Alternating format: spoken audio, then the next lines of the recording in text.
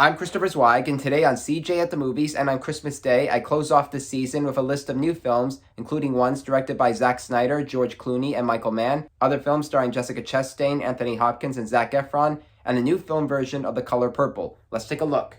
Our first movie is The Iron Claw, a gritty professional wrestling movie about the Von Erich family who popularized the Iron Claw wrestling hold back in the 1980s but suffered through various tragedies within the family. The family consisted of 6 brothers, in which the movie is portrayed as 5. To clarify, the older brother passed away as a small child, so there's Kevin, played by Zac Efron, David, played by Harris Dickinson, Carrie, played by Jeremy Allen White, and Mike, played by Stanley Simmons, and their old man is the one who started it all, Fritz, played by Holt McCaley, and he wants his boys to live up to his legacy. We're here to restore justice to the Wrestling Federation that our father built with his own 2 hands.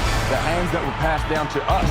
The hands that will deliver the Iron Claw to you. The Iron Claw is basically about rising and falling within your career in life, and this isn't an easy story. Writer-director Sean Durkin acknowledges that notion and has us feeling bad for the family while feeling some spirits about their sportsmanship. I'm talking, of course, about how they perform in the ring, and when it comes to the family in their own house, they should have worked on their sportsmanship. This is also a moving film. Our next movie is Freud's Last Session, which is about the fictionalized meeting between Sigmund Freud, played by Anthony Hopkins, and author C.S. Lewis, played by Matthew Goode, who both share their own views on the belief of God. Forgive me, but why would you come here to see me if you disagree so passionately with my views? To make you realize that you're wrong.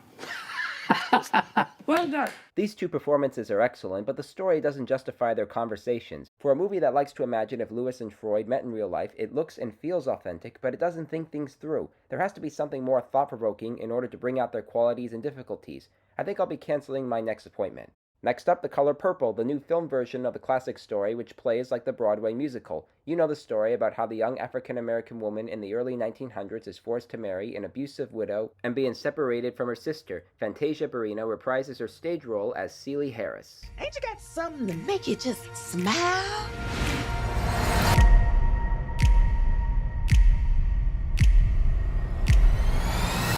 My sister, and I ain't seen her in years.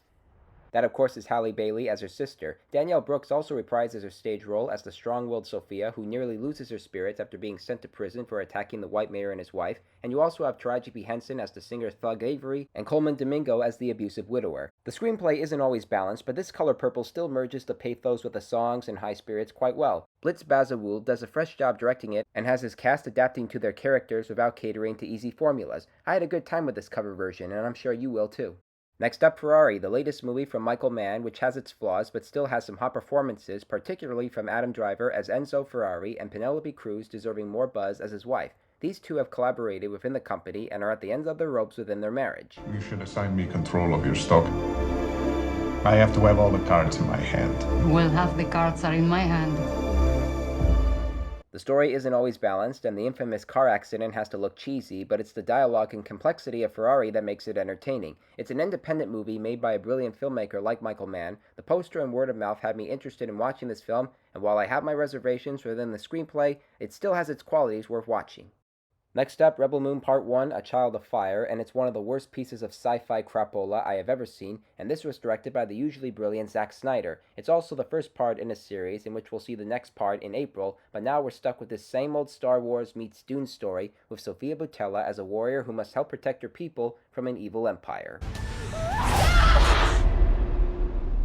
Stop.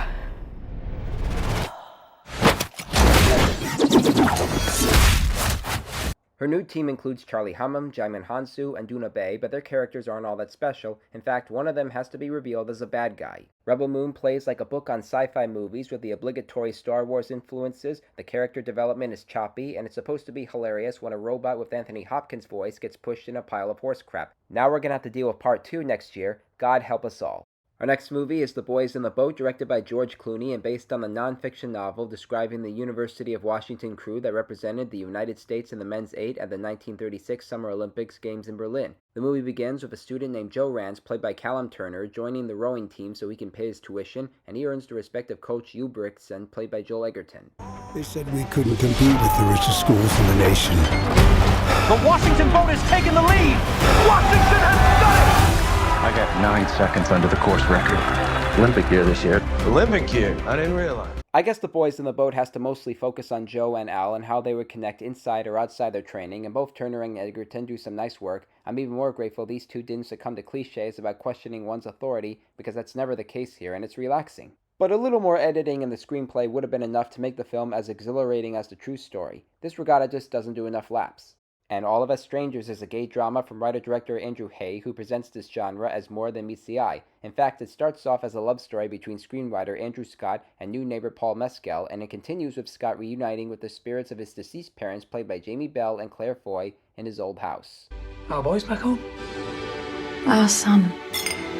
Look at you. You were just a boy. Now you're not. There's a party sequence that goes on too long, but All of Us Strangers has such riveting performances from the actors who are all drawn with complexity by Haigh. You know it's going to be a pulsating film, especially by its poster, but you also wonder how this fantasy will play out, and it works on spiritual and emotional levels.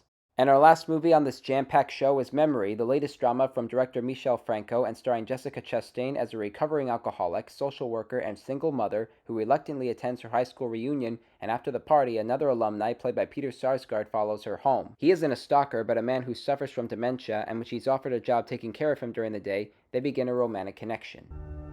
Why did you follow me home from the party? Or do you only remember when it's convenient? I don't remember. Memory has some typical elements, but it's really the performances from Chastain and Sarsgaard that show off their sincere emotions. The narrative of the film about their circumstances has more value and importance than what was presented a few months ago when She Came to Me. It doesn't rely on last-minute elements or sitcom material to tell an interesting connection, but rather life problems some of us can understand but acknowledge at least. So check it out.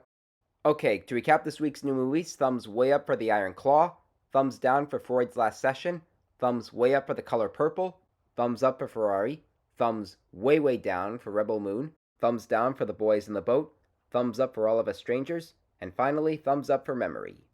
Well, those are the new movies I'm reviewing this week. I'm Christopher Zweig. Happy holidays, stay safe, and I'll see you at the movies. For more amazing content, please like and subscribe to my channels, and please read my reviews at cjatthemovies.com and download the new HD Radio app.